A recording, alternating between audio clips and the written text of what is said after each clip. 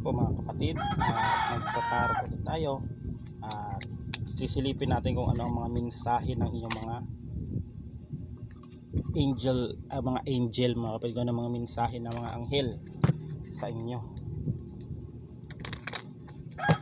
Ano nga ba ang mga mensahe ng mga angel sa inyo mga kapatid?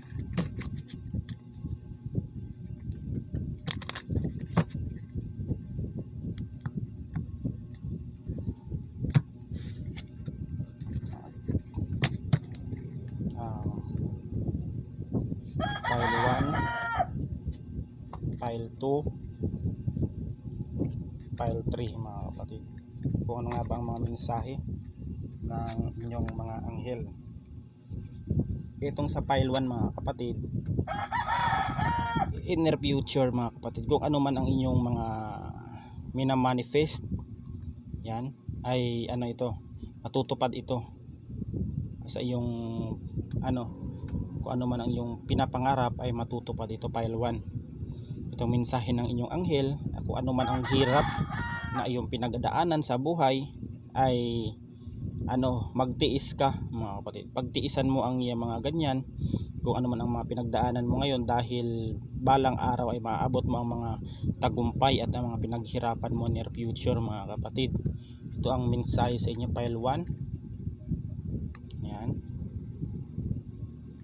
File 2, compromise. Ayan. Yung mga kapatid, itong compromise na ito ay kung may mga pagkasunduan kayo ng inyong mga partner o inyong mga kamag-anak o pamilya dito, o kung ano man pinag-uusapan ninyo, ay magkakasundo kayo dito mga kapatid. Darating ang araw na kayo ay magkakasundo. Itong compromise na na mensahe ng inyong anghel. Darating ang araw na magsang-ayon ang isa sa inyo. Yan, itong compromise. Yan. Kung ano man ang itong file number 3, kung ano man ang mga problema ninyo ay wag kayong mahiya na magsabi sa inyong angel o sa inyong mga anghel kung ano man ang mga problema, dahil kayo ay pakikinggan at tutulungan nito mga kapatid. Lahat po ng tao ay may guardian angel po. Nakadepende din po yan kung ang inyong bantay. Yan.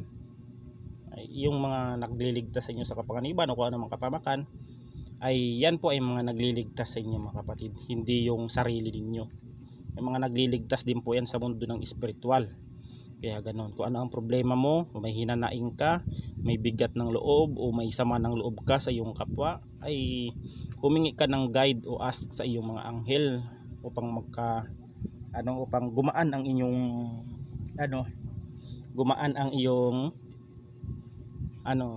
yung loob, yung kung ano man ang mga saloobin mo ay gagaan ito.